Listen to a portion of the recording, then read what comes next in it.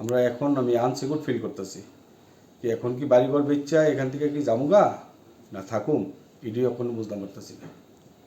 এই আঙ্কেলরে কইবা আজকে সন্ধ্যা 6টার মধ্যে আমার 50 লক্ষ টাকা দিত নাইলে কিন্তু আঙ্কেলরে শেষ করে মেরালাম। রাজ্যের মুখ্যমন্ত্রী প্রফেসর ডাক্তার মানিক সাহা যতই দাবি করুন রাজ্যে আইনের শাসন প্রতিষ্ঠিত হয়েছে, বাস্তব চিত্র যেন সম্পূর্ণ ভিন্ন। আবারও প্রশ্নের মুখে রাজ্যের আইন শৃঙ্খলা। 50 লক্ষ টাকা চাঁদা না দেওয়ায় সরাসরি বাড়িতে ঢুকে পরপর 3 রাউন্ড গুলি চালানোর ঘটনা বিশালগড়ে, তাও আবার থানার নাকের ডগায়। কি বলছে শুনে নিন। তো এখন তো এমন একটা পরিস্থিতির ভিতরে বললাম যে প্রশাসন আছে তারা সবসময় আইতেছে যাইতেছে, কিন্তু এইভাবে আমরা কি সাধারণ মানুষের কি কোনো ব্যবসা কইরা সৎ পথে উপার্জন করার মতো কোনো রাস্তা নাই আমাদের? আর শুধু প্রশাসনের কাছে এতটুকু দাবি, আর আমাদের ত্রিপুরা রাজ্যের সিএমের কাছে আমার বিনীতভাবে অনুরোধ, আমি কোনো পার্টি নিয়ে কোনো কথাই কইতে রাজি না, কিন্তু এই যে একটা ঘটনা হইলো, আমার ঘরের দুইটা মেয়ে, বাড়িতে শুধু আমার ফ্যামিলি 3 জন আছে, এর ভিত্তিতে যদি এই হয়, আমার নেতাজি নগরের মতো কোনো দিন এই জায়গাতে কোনো ক্রাইম হয়েছে না, আজকের বাজারে এই হওয়াটা মানে কি বুঝতাম পারতেছি যে আমরা কি হইব।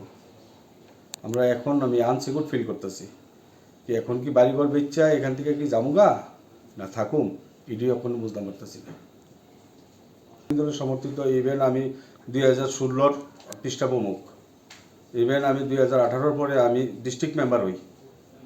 আমি এখন মেয়ের পড়াশোনার খাতিরে আমি সময় দিতে গিয়ে সেটা আগরতলা মেয়ের পড়াশোনা করাতে গিয়ে আমি সময় ঠিকমতো দিতে পারি না দিকে আমি পার্টির থেকে সদস্যপদ করছি না, কিন্তু আমার পদরারে আমি করেছি। কারণ হইলো পার্টিতে থাকতে গেলে পার্টিটা সময় দিতে হবে, কিন্তু আমার কাছে আমার ফ্যামিলিতে আর কেউ নেই আমি ছাড়া, আমার মাও নাই আমার বাবাও নেই। হ্যাঁ, দরজা খুলছি পরে ভিডিও কলে আমি রণবীরের চেহারা দেখতে পাইছি। হ্যাঁ, তো আমার প্রথমে জিজ্ঞাসা যে আন্টি আঙ্কেল কই, আঙ্কেল তো গরু নেই। আমি আসতেই দিয়েছি শুনো ডর দেখাইতাম না, দমকাইতেছে আবার ডর দেখাইতাম না। এই আঙ্কেলরে কইবা আজকে সন্ধ্যা 6টার মধ্যে আমার 50 লক্ষ টাকা দিত নাইলে কিন্তু আঙ্কেলরে শেষ করে মেরালাম। মানে হাত দিয়ে দেখাইতেছে আর করতেছে। তারপরে পাঠাইছে ছেলেটি, তারা পকেট থেকে বন্দুক বাইর করতেছে। এরপরে আমি তাড়াতাড়ি ভয়ে দরজাটা বন্ধ করে লাইছি।